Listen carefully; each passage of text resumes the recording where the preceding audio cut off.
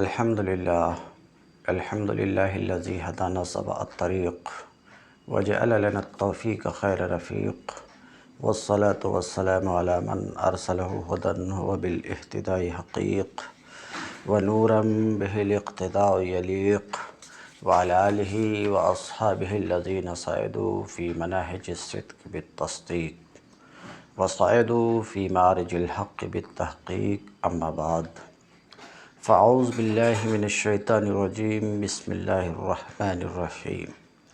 يا أيها الذين آمنوا ما لكم إذا قيل لكم انفروا في سبيل الله اثاقلتم إلى الأرض أرضيتم بالحياة الدنيا من الآخرة فما متاع الحياة الدنيا في الآخرة إلا قليل.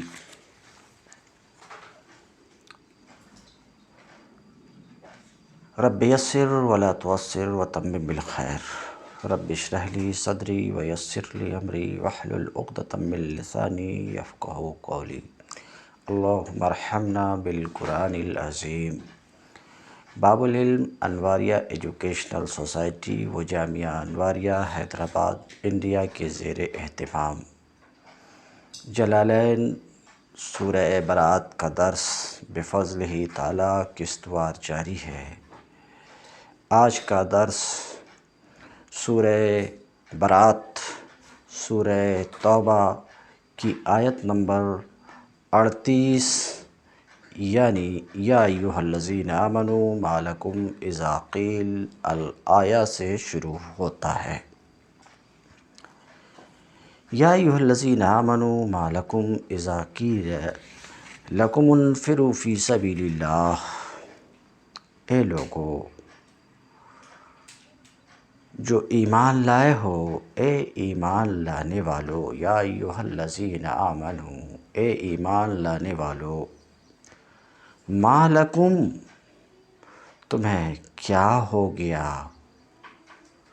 ما لکم تمہیں کیا ہو گیا کہ جب تم سے اذا قیل لکم جب تم سے اللہ کی راہ میں نکلنے کے لیے کہا گیا، انفروا فی سبیل اللہ جب تم سے کہا گیا کہ اللہ کی راہ میں کوچ کرو، نکلو، اللہ کی راہ میں نکلنے کے لیے کہا گیا، اثاقلتم الی الارض تو تم زمین سے چمٹ کر رہ گئے، ارضیتم بالحیاۃ الدنیا من الآخرہ کیا تم نے آخرت کے مقابلہ میں دنیا کی زندگی کو پسند کر لیا ہے. فما متاع الحیاۃ الدنیا فی الآخرہ الا قلیل تو تمہیں معلوم ہو کہ دنیاوی زندگی کا یہ سب سر و سامان، متاع سر و سامان، الحیات الدنیا دنیاوی زندگی، تو تمہیں معلوم ہو کہ دنیاوی زندگی کا یہ سب سر و سامان آخرت میں بہت تھوڑا نکلے گا. یہ تو آیت کا ترجمہ تھا. آغاز سورہ میں یعنی سورہ برات کے شروع میں عرض کر چکا ہوں کہ یہ سورہ 3 خطبات پر مشتمل ہے، 3 تقریروں پر مشتمل ہے. پہلا خطبہ سورہ کے شروع سے 5ویں رکوع کے اخیر تک ہے یعنی آیت نمبر 37 تک ہے یعنی واللہ لا یہدی القوم الکافرین تک ہے. یہ پہلا خطبہ. اور دوسرا خطبہ اس سورہ کے رکوع نمبر 6 کی ابتدا سے یعنی یہاں سے جہاں سے ابھی ہم درس شروع کر رہے ہیں. تو دوسرا خطبہ کہاں سے شروع ہو رہا؟ یا ایہا الذین آمنوا ما لکم اذا قیل لکم الآیہ سے شروع ہوتا ہے، اور یہ خطبہ رکوع نمبر 9 تک جاری رہتا ہے۔ یہ بات بھی سورہ کی ابتدا میں بیان کر چکا ہوں کہ یہ خطبہ رجب یعنی دوسرا خطبہ جسے ابھی ہم پڑھنے جا رہے ہیں، یہ خطبہ رجب سن 9 ہجری یا اس سے کچھ پہلے، رجب سے کچھ پہلے یہ خطبہ نازل ہوا۔ کب نازل ہوا اور کیوں نازل ہوا؟ یہ خطبہ اس وقت نازل ہوا جب نبی کریم صلی اللہ علیہ وسلم غزوہ تبوک کی تیاری کر رہے تھے۔ تو ترجمہ پھر سے ایک بار دیکھیں۔ اس بات کے واضح ہو جانے کے بعد کہ یہ خطبہ رجب سن 9 ہجری یا رجب سے کچھ پہلے سن 9 ہجری میں اس وقت نازل ہوا جب نبی کریم صلی اللہ علیہ وسلم غزوہ تبوک کی تیاری فرما رہے تھے۔ اس بات کو ذہن میں رکھ کر کے آپ اس خطبہ کو سماعت فرمائیں۔ اے ایمان لانے والو، تمہیں کیا ہو گیا کہ جب تم سے اللہ کی راہ میں نکلنے کے لیے کہا گیا تو تم زمین سے چمٹ کر رہ گئے؟ کیا تم نے آخرت کے مقابلے میں دنیا کی زندگی کو پسند کر لیا ہے؟ ایسا ہے تو تمہیں معلوم ہو کہ دنیاوی زندگی کا یہ سب سر و سامان آخرت میں بہت تھوڑا نکلے گا، بہت تھوڑا نکلے گا۔ اس کے دو مطلب ہو سکتے ہیں۔ ایک یہ کہ عالم آخرت کی بے پایہ زندگی اور وہاں کے بے حد و حساب ساز و سامان کو جب تم دیکھو گے تب تمہیں معلوم ہوگا کہ دنیا کے تھوڑے سے عرصہ حیات میں لطف اندوزی کے جو بڑے سے بڑے امکانات تم کو حاصل تھے اور زیادہ سے زیادہ جو اسباب عیش تم کو میسر تھے، وہ ان غیر محدود امکانات اور اس نعیم و ملک کبیر کے مقابلے میں کچھ بھی حیثیت نہیں رکھتے تھے۔ اس وقت تم کو اپنی اس ناعاقبت اندیشی و کم نگاہی پر افسوس ہوگا کہ تم نے کیوں ہمارے سمجھانے کے باوجود دنیا کے عارضی اور قلیل منافع کی خاطر اپنے آپ کو ان ابدی و کثیر منافع سے محروم کر لیا۔ دوسرے یہ کہ متاع حیات دنیا آخرت میں کام آنے والی چیز نہیں ہے۔ یہاں تم خواہ کتنا ہی سر و سامان مہیا کر لو، موت کی آخری ہچکی کے ساتھ ہر چیز سے دستبردار ہونا پڑے گا، اور سرحد موت کے دوسرے جانب جو عالم ہے وہاں ان میں سے کوئی چیز بھی تمہارے ساتھ منتقل نہ ہوگی۔ وہاں اس کا کوئی حصہ اگر تم پا سکتے ہو تو صرف وہی جسے تم نے خدا کی رضا پر قربان کیا ہو، جس کی محبت پر تم نے خدا اور اس کے دین کی محبت کو ترجیح دی ہو۔ یہ تو اب تک دو بات میں نے رکھا کہ یہ خطبہ اس آیت سے یعنی آیت نمبر 38 سے شروع ہوتا ہے، اور اس خطبے کا نزول غزوہ تبوک کی تیاری کے زمانے میں ہوا، اور آیت کا ترجمہ آپ کے سامنے پیش کیا۔ اب دیکھتے ہیں کہ جلال الدین سیوطی مصنف مفسر کیا کچھ گفتگو کرتے ہیں اس آیت پر، یا ایھا الذین آمنوا، مگر آیت سے پہلے سبب نزول کی طرف اشارہ کرنا چاہ رہے ہیں، اور وہ میں آپ کے سامنے رکھ چکا۔ وَنَزَلَ لَمَّا دَعَا رسول اللہ صلی اللہ علیہ وسلم النَّاسَ إِلَى غَزْوَةِ تبوک۔ آنے والی آیات،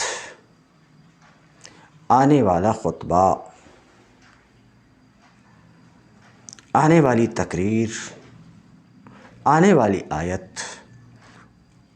آیات اس وقت نازل ہوئی جب نبی کریم صلی اللہ علیہ وسلم، جب رسول اللہ صلی اللہ علیہ وسلم نے لوگوں کو غزوہ تبوک کی تیاری کی طرف بلایا۔ وَكَانُوا فِي أُسْرَةٍ وَشِدَّةِ حَرٍّ۔ جب نبی کریم صلی اللہ علیہ وسلم نے لوگوں کو غزوہ تبوک کی طرف بلایا، اور حال یہ تھا کہ اس وقت لوگ تنگی اور قحط میں تھے، اور وہ موسم سخت گرمی کا موسم تھا، تو لوگوں پر آپ کا کال، لوگوں پر آپ کی دعوت گراں گزری، یعنی لوگ پس و پیش کرنے لگے اس دعوت کے قبول کرنے میں۔ تو اس موقع پر یہ آیت نازل ہوئی، یا ایھا الذین آمنوا ما لکم اذا قیل لکم انفروا فی سبیل اللہ اذ ثاقلتم، بإدغام التاء فی الأصل فی المثلثہ واجتناب ھمزۃ الوصل۔ یہ جو عبارت آ رہی ہے، مصنف اس آیت میں آنے والے ایک لفظ اذ ثاقلتم پہ صرفی حیثیت سے گفتگو کرنا چاہ رہے ہیں، اس کے بعد اس کا معنی بیان کر رہے ہیں۔ اذ ثاقلتم فعل ماضی ہے، صیغہ جمع مذکر حاضر ہے۔ یہ اذ ثاقلتم یہ اصل میں تثاقلتم تھا۔ تثاقلتم باب تفاعل کے فا کلمے میں ثا ہو تو جائز ہے کہ تا کو ثا سے بدل دیں۔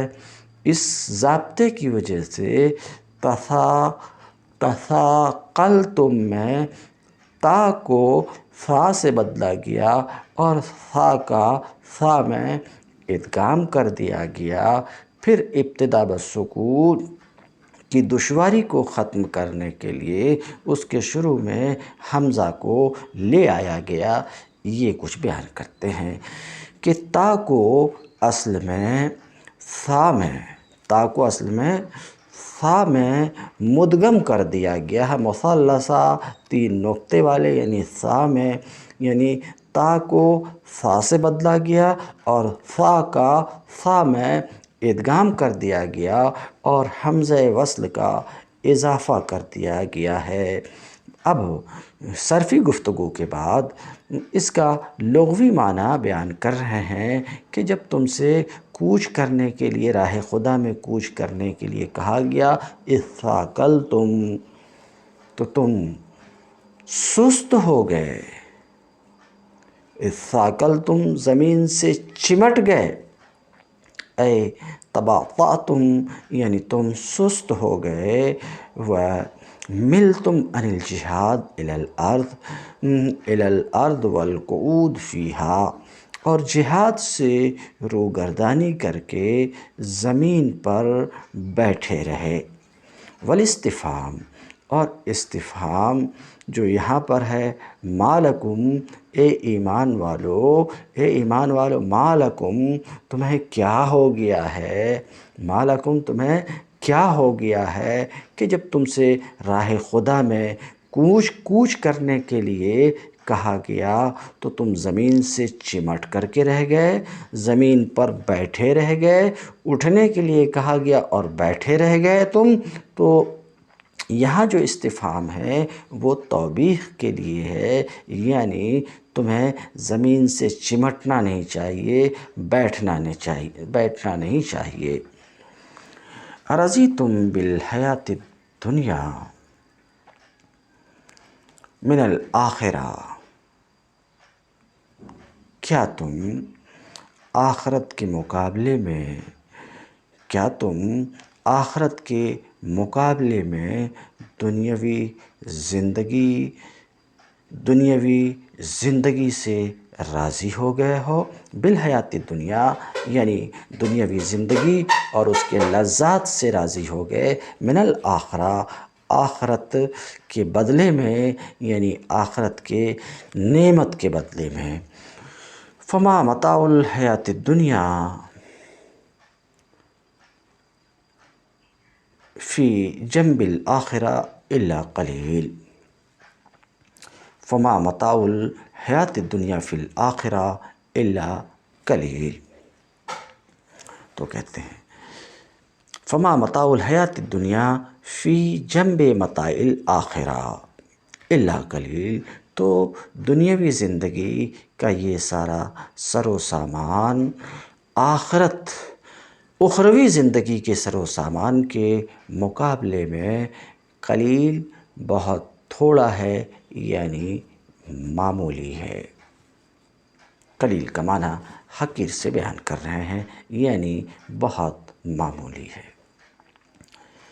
الا تنفروا يعذبكم عذابا علیما ويستبدل قوما غیرکم ولا تضروه شیئا واللہ علی کل شیء قدیر۔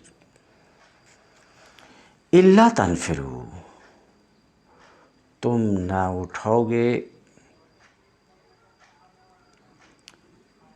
الا اصل میں یہ ان لا تھا، ان شرطیہ کے نون کو لائے نافیہ میں مدغم کر دیا گیا، یعنی مدغم کر دیا گیا اور الا ہوا۔ تم نہ اٹھو گے تو خدا تمہیں دردناک سزا دے گا، خدا تمہیں دردناک سزا دے گا۔ یعذبکم عذابا علیما، اسی سے یہ مسئلہ نکلا کہ جب تک نفیر عام یعنی جنگی خدمت کے لیے عام بلاوا نہ ہو، یا جب تک کسی علاقے کی مسلم آبادی یا مسلمانوں کے کسی گروہ کو جہاد کے لیے نکلنے کا حکم نہ دیا جائے، اس وقت تک تو جہاد فرض کفایہ رہتا ہے، یعنی اگر کچھ لوگ اسے ادا کرتے رہیں تو باقی لوگوں پر سے اس کی فرضیت ساقط ہو جاتی ہے۔ لیکن جب امام مسلمین کی طرف سے مسلمانوں کو جہاد کا عام بلاوا ہو جائے، یا کسی خاص گروہ یا خاص علاقے کی آبادی کو بلاوا دے دیا جائے، تو پھر جنہیں بلاوا دیا گیا ہو ان پر جہاد فرض عین ہے، حتیٰ کہ جو شخص کسی حقیقی معذوری کے بغیر نہ نکلے اس کا ایمان تک معتبر نہیں ہے، جیسا کہ یہ آیت کہتی ہے تم نہ اٹھو گے تو خدا تمہیں یعذبکم عذابا علیما، خدا تمہیں دردناک سزا دے گا، ویستبدل قوما غیرکم، اور تمہاری جگہ کسی اور گروہ کو اٹھائے گا۔ تم نہیں اٹھو گے تو تمہاری جگہ کسی اور گروہ کو اٹھائے گا، یعنی خدا کا کام کچھ تم پر منحصر نہیں ہے کہ تم کرو گے تو ہوگا، نہیں کرو گے تو نہیں ہوگا۔ در حقیقت یہ تو خدا کا فضل و احسان ہے کہ وہ تمہیں اپنے دین کی خدمت کا ذرّی موقع دے رہا ہے۔ اگر تم اپنی نادانی سے اس موقع کو کھو دو گے تو خدا کسی اور قوم کو اس کی توفیق بخش دے گا اور تم نامراد رہ جاؤ گے۔ وَلَا تَضُرُّوهُ شَيْئًا، اور تم خدا کا کچھ بھی نہ بگاڑ سکو گے۔ واللہ علی کل شیء قدیر، اور وہ ہر چیز پر قدرت رکھتا ہے۔ الا تنفروا کہتے ہیں بے ادغام نون الشرطیہ فی لا فی الموضعین، کہتے ہیں ان شرطیہ، الا یہ اصل میں ان لا تھا، ان شرطیہ کے نون کو لا کے لام میں مدغم کر دیا گیا ہے دونوں جگہوں میں۔ دونوں ایک جگہ تو یہی ہے الا تنفروا، اور دوسری جگہ آگے آ رہی ہے الا تنصروہ، دونوں جگہوں میں ان شرطیہ کے نون کو لا میں مدغم کر دیا گیا ہے۔ اگر تم کوچ نہ کرو گے، تخرجو، اس کا لغوی معنی بیان کر رہے ہیں کہ نفر ینفر ای خرج یخرجو، تم نہ اٹھو گے، تم نہ نکلو گے، تم نہ کوچ کرو گے نبی کریم صلی اللہ علیہ وسلم کے ساتھ جہاد کے لیے، یعذبکم عذابا علیما، اگر کوچ نہ کرو گے، اگر تم کوچ نہ کرو گے تو تمہیں دردناک سزا دے گا۔ علیم مولم کے معنی میں ہے، بار بار گزر چکا ہے اور مولم بھی پڑھا جا سکتا ہے۔ وَيَسْتَبْدِلْ قَوْمًا غَيْرَكُمْ، اور تمہاری جگہ پہ دوسری قوم کو لے آئے گا۔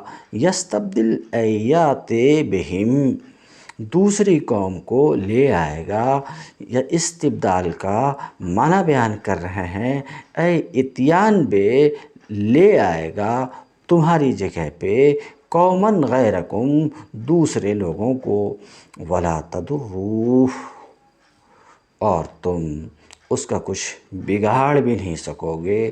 ہا کی ضمیر کا مرجع کون ہے؟ تو کہتے ہیں ہا کی ضمیر کا مرجع یا تو اللہ ہے یا نبی ہے، اور تم اللہ یا نبی کا کچھ بھی بگاڑ نہ سکو گے بترک نصر ہی، اس کی مدد نہ کر کے، اس کی مدد نہ کر کے، نبی کی مدد نہ کر کے کچھ بگاڑ نہیں سکو گے۔ کیوں؟ کیونکہ اللہ اپنے نبی کا ناصر و حامی ہے، اللہ اپنے دین کا ناصر و حامی ہے۔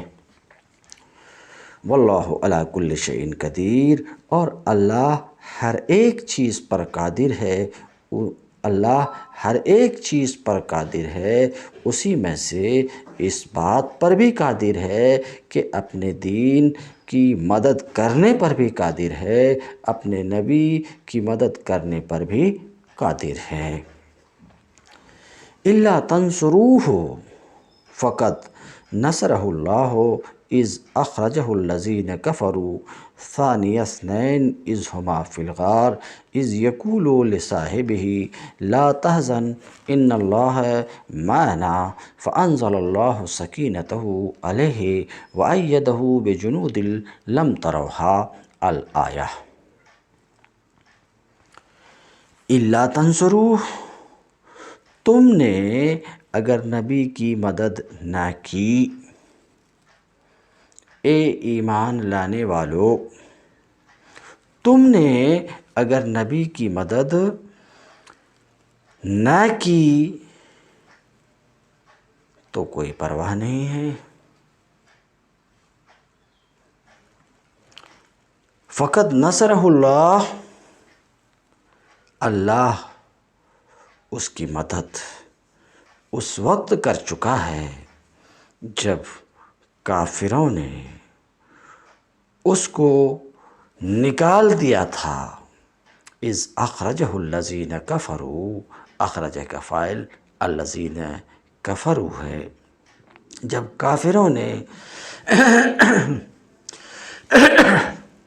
اسے نکال دیا تھا، جب وہ صرف دو میں کا دوسرا تھا، ثانی اثنین، جب وہ صرف دو میں کا دوسرا تھا، جب وہ دونوں غار میں تھے، اذ ہما فی الغار، جب وہ دونوں غار میں تھے، جب وہ اپنے ساتھی سے کہہ رہا تھا، اذ یقول لصاحبہ، جب وہ اپنے ساتھی سے کہہ رہا تھا، یہاں واضح کیا جائے گا ساتھی وہ ابو بکر صدیق ہیں۔ جب وہ اپنے ساتھی سے کہہ رہا تھا، کیا کہہ رہا تھا؟ لا تحزن، غم نہ کر، ان اللہ معنا، اللہ ہمارے ساتھ ہے، اللہ ہمارے ساتھ ہے، یقیناً اللہ ہمارے ساتھ ہے۔ یہ اس موقع کا ذکر ہے جب کفار مکہ نے نبی کریم علیہ السلام کے قتل کا تہیہ کر لیا تھا، اور آپ عین اس رات کو جو قتل کے لیے مقرر کی گئی تھی، مکہ سے نکل کر مدینہ کی طرف ہجرت کر گئے تھے۔ مسلمانوں کی بڑی تعداد 2-2 4-4 کر کے پہلے ہی مدینہ جا چکی تھی۔ مکہ میں صرف وہی مسلمان رہ گئے تھے جو بالکل بے بس تھے۔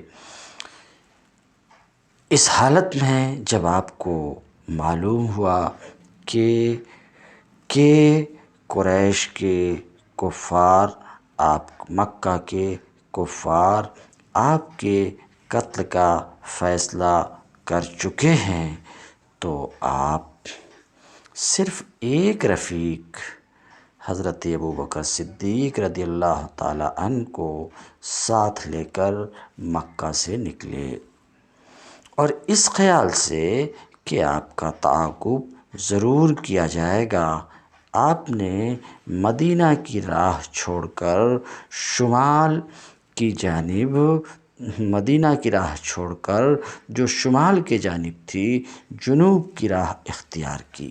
یہاں 3 دن تک آپ غار ثور میں رہے۔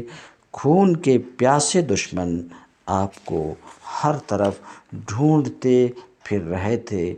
اطراف مکہ کی وادیوں کا کوئی گوشہ انہوں نے ایسا نہ چھوڑا جہاں آپ کو تلاش نہ کیا ہو۔ اسی سلسلے میں ایک مرتبہ ان میں سے چند لوگ عین اس غار کے دہانے پر بھی پہنچ گئے جس میں آپ چھپے ہوئے تھے، غار ثور۔ حضرت ابوبکر کو سخت خوف لاحق ہوا کہ اگر ان لوگوں میں سے کسی نے ذرا آگے بڑھ کر غار میں جھانک لیا تو وہ ہمیں دیکھ لے گا، لیکن نبی کریم صلی اللہ علیہ وسلم کے اطمینان میں ذرا فرق نہ آیا، اور آپ نے یہ کہہ کر حضرت ابوبکر رضی اللہ تعالیٰ عنہ کو تسکین دی، لا تحزن، غم نہ کرو، اللہ ہمارے ساتھ ہے۔ اب دیکھتے ہیں اس پر مفسر کیا کہتے ہیں۔ الا تنصروہ، اے نبی، اس تفسیر سے اشارہ کرنا چاہ رہے ہیں کہ ہا کی ضمیر کا مرجع نبی ہے۔ اگر تم نے نبی کی مدد نہ کی تو کوئی حرج کی بات نہیں ہے، کچھ پرواہ نہیں ہے۔ فقد نصرہ اللہ، اللہ نے ان کی مدد، اس کی مدد تو اس وقت کی، اذ حین یعنی وقت کے معنی میں ہے، اس وقت کی جب کافروں نے ان کو نکال دیا، کافروں نے ان کو نکال دیا، من مکہ، کہاں سے نکال دیا؟ مکہ سے کافروں نے نکال دیا۔ اے الجؤوہ الی الخروج، اس تفسیر سے شاید ایک سوال کا جواب دینا چاہ رہے ہیں کہ کفار مکہ نے تو نکالا نہیں، کفار مکہ نے نبی کریم صلی اللہ علیہ وسلم کو نکالا نہیں، تو اس کا جواب دے رہے ہیں کہ کفار مکہ نے نبی کریم صلی اللہ علیہ وسلم کو نکلنے کی طرف مجبور کیا۔ کب؟ جب انہوں نے آپ صلی اللہ علیہ وسلم کے قتل یا قید یا شہر بدر کرنے کا فیصلہ کیے دارالندوہ میں، بات صاف ہے، اس لیے میں تفصیل میں جانے کی ضرورت نہیں سمجھتا کہ انہوں نے دارالندوہ جو ان کی میٹنگ ہاؤس، ان کے میٹنگ کی جگہ تھی، وہاں کفار سرداران مکہ سر جوڑ کر بیٹھے نبی کریم صلی اللہ علیہ وسلم کے بارے میں فیصلہ کرنے کے لیے۔ تو مشورہ کے وقت میں کسی نے یہ کہا کہ شہر سے نکال دیا جائے، کسی نے کہا کسی قید خانے میں بند کر دیا جائے، کسی نے کہا قتل کر دیا جائے، اور جیسا کہ روایتوں سے معلوم ہوتا ہے کہ ابو جہل نے کہا تھا کہ قتل کر دیا جائے، اور اسی پر مہر لگی۔ تو جب کفار نے مجبور کیا آپ صلی اللہ علیہ وسلم کو مکہ سے نکل جانے پر، جب انہوں نے فیصلہ کیا آپ کے قتل کا یا قید کا یا شہر بدر کیے جانے کا دارالندوہ میں، اذ اخرجہ الذین کفروا، جب کافروں نے آپ کو نکلنے پر، ہجرت کرنے پر مجبور کیا، یعنی جب کافروں نے نکال دیا ان کو ثانی اثنین، اس حال میں کہ وہ صرف دو میں کے دوسرے تھے، کہتے ہیں ثانی اثنین، ثانیہ حال ہے، اخرجہ میں ہا ضمیر منصوب متصل مفعول بہ سے وہ ذوالحال ہے، اور الذین کفروا یہ اخرجہ کا فاعل ہے۔ اے احد اثنین، ترجمہ ہم نے کیا جب کہ کافروں نے ان کو نکال دیا، جب وہ صرف دو میں کے دوسرے تھے، یعنی دو میں سے ایک تھے، اور دوسرے کون تھے ان کے ساتھ؟ اور دوسرے ابو بکر تھے۔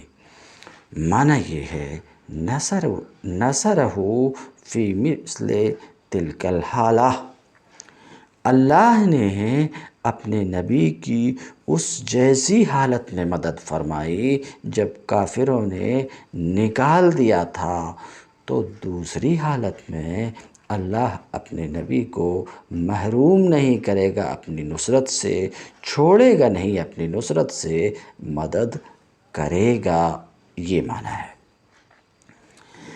اذ ہما فی الغار، جب وہ دونوں غار میں تھے، کہتے ہیں یہ اذ ماقبل کے اذ سے بدل ہے۔ ماقبل میں کون ہے؟ اذ اخرجہ الذین، یعنی فقد نصرہ اذ اخرجہ الذین، اللہ نے اپنے نبی کی مدد کی اس وقت جب کافروں نے ان کو نکال دیا، اس وقت، یہ پہلے والے اس سے بدل ہے، اس وقت جب کہ وہ دونوں غار میں تھے۔ غار میں الف لام عہد کے لیے ہے، اور مراد ہے غار سے جبل ثور کا غار، جب وہ دونوں جبل ثور کے غار میں تھے۔ اذ یہ دوسرا بدل ہے اسی اس سے، جس وقت کہ وہ اپنے ساتھی سے کہہ رہے تھے، اپنے ساتھی، یہ ساتھی حضور کے ساتھی کون ہیں؟ ابو بکر ہیں، حضور کے ساتھی لصاحبہ، جس وقت کہ وہ اپنے ساتھی ابو بکر سے کہہ رہے تھے۔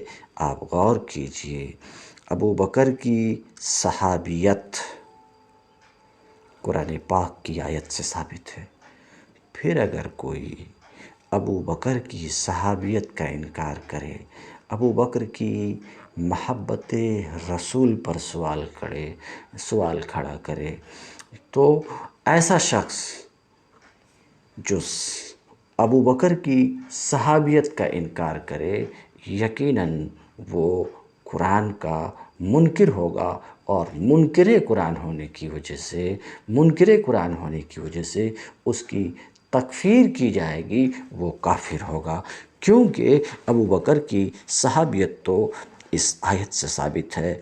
اذ یقول لصاحبہ، اس وقت جب کہ وہ اپنے ساتھی کون؟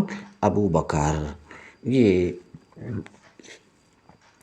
یہ بات مشہور متواتر روایت سے ثابت ہے کہ یہاں صاحب سے مراد ابو بکر صدیق رضی اللہ تعالی عنہ ہیں۔ جب وہ اپنے ساتھی سے کہہ رہے تھے وَقَدْ قَالَ لَهُ، اور نبی کریم صلی اللہ علیہ وسلم نے ابو بکر صدیق سے یہ کچھ اس وقت کہا جب ابو بکر صدیق نے مشرکین کے قدم کو دیکھا، یعنی یہ دیکھا کہ مشرکین آپ کو تلاش کرتے کرتے ٹھیک اس جگہ تک پہنچ آئے ہیں جہاں رسول اللہ موجود ہے۔ وَقَدْ قَالَ لَهُ، نبی کریم صلی اللہ علیہ وسلم نے ابو بکر سے لا تحزن اس وقت کہا جب ابو بکر نے مشرکین کے قدم کو دیکھا کہ لو نظر احدہم، یعنی اس قدر قریب آ گئے تھے کہ اگر ان مشرکین میں سے کوئی اپنے پاؤں کے نیچے سے جھانک کر دیکھتا تو لأبصرنا، تو وہ ہمیں دیکھ لیتا۔ پھر سے دیکھیں، اذ یقول لصاحبہ وقد قال له لما رأى، آپ نے اس سے اس وقت کہا جب کہ مشرکین کے قدموں کو دیکھا کہ اگر ان میں سے کوئی اپنے قدمین کے نیچے سے جھانک کر دیکھتا تو وہ ہمیں دیکھ لیتا۔ اس موقع پر آپ صلی اللہ علیہ وسلم نے اپنے ساتھی ابو بکر صدیق سے فرمایا لا تحزن، غم نہ کرو، یقیناً اللہ ہمارے ساتھ ہے، ہم دو نہیں ہم تین ہیں، اللہ ہمارے ساتھ ہے اپنی مدد کے ذریعے سے، یقیناً اللہ کی مدد ہمارے ساتھ ہے۔ فَأَنزَلَ اللَّهُ سَكِينَتَهُ عَلَيْهِ، تو اللہ نے ان پر اپنی طرف سے سکینت یعنی طمانینت نازل کی، علیہ ان پر اس پر، ہا کی ضمیر کا مرجع کون ہے؟ تو ایک قول تو یہ ہے کہ ہا کی ضمیر کا مرجع نبی کریم صلی اللہ علیہ وسلم ہے، کیونکہ بات انہی کی چل رہی ہے، انہی کے بارے میں چل رہی ہے کہ تم ان کی مدد نہ کرو تو کچھ پرواہ نہیں ہے، اللہ ان کی مدد ایسی حالتوں میں کر چکا ہے۔ تو ایک قول تو یہ کہ علیہ میں جو ہا کی ضمیر مجرور متصل ہے، اس ضمیر کا مرجع نبی کریم صلی اللہ علیہ وسلم ہے، اور ایک قول یہ ہے کہ ہا کی ضمیر کا مرجع ابو بکر صدیق ہے۔ کیونکہ ضمیر کے بارے میں ایک ضابطہ یہ ہے کہ ضمیر قریب کی طرف پلٹتی ہے، اور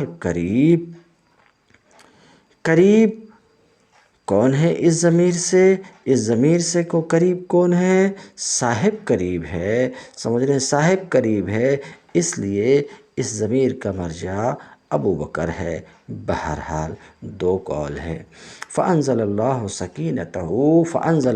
سَكِينَتَهُ، تو اللہ نے اس پر اپنی طرف سے سکینت نازل فرمائی۔ اس پر کس پر؟ نبی کریم صلی اللہ علیہ وسلم پر۔ ایک قول ہا کی ضمیر کے مرجع کے بارے میں یہ ہے، دوسرا قول ابو بکر صدیق یعنی ابو بکر صدیق پر۔ وَأَيَّدَهُ بِجُنُودٍ لَمْ تَرَوْهَا، اور اللہ نے، اب یہاں پر بات صاف ہے کہ اس ہا کی ضمیر کا مرجع نبی کریم صلی اللہ علیہ وسلم ہے، تو اسی سے بات صاف ہو گئی کہ علیہ میں بھی جو ہا کی ضمیر ہے اس ضمیر کا مرجع بھی نبی کریم صلی اللہ علیہ وسلم ہی ہے، ورنہ انتشار ضمائر بھی ہوگا۔ وَأَيَّدَهُ بِجُنُودٍ لَمْ تَرَوْهَا، اور اللہ نے اپنے نبی کی نبی سے اشارہ کرنا چاہ رہے ہیں کہ اس ضمیر میں تو کوئی اختلاف نہیں ہے کہ اس ضمیر کا مرجع کون ہے۔ بلا اختلاف اس ضمیر کا مرجع نبی کریم صلی اللہ علیہ وسلم ہے، اور اللہ اپنے نبی کی مدد فرمائی بِجُنُودٍ لَمْ تَرَوْهَا، ایسے لشکر سے جو تمہیں نظر نہیں آ سکتے تھے، یعنی ملائکہ کے ذریعے سے اللہ نے اپنے نبی کی مدد کی۔ کہاں میں؟ اس غار میں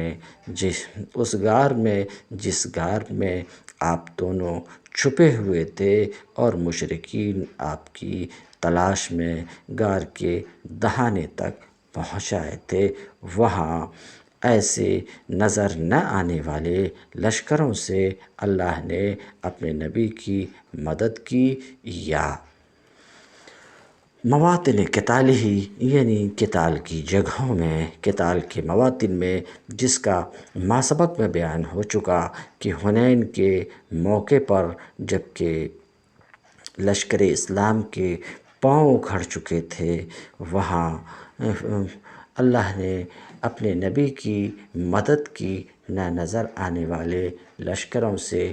بدر کے واقعہ میں بھی آپ کو پتہ ہے کہ نظر نہ آنے والے لشکروں یعنی فرشتوں سے مدد کی، تو اس کی طرف کہتے ہیں۔ وَأَيَّدَهُ، اللہ نے اپنے نبی کی مدد کی نظر نہ آنے والے لشکروں کے ذریعے سے۔ نظر نہ آنے والے لشکر کون ہیں؟ فرشتے ہیں، یعنی ہمیں نظر نہ آنے والے۔ نظر نہ آنے والے لشکر یعنی فرشتوں سے مدد کی کس موقع پر؟ تو غار میں اور قتال کی جگہوں میں۔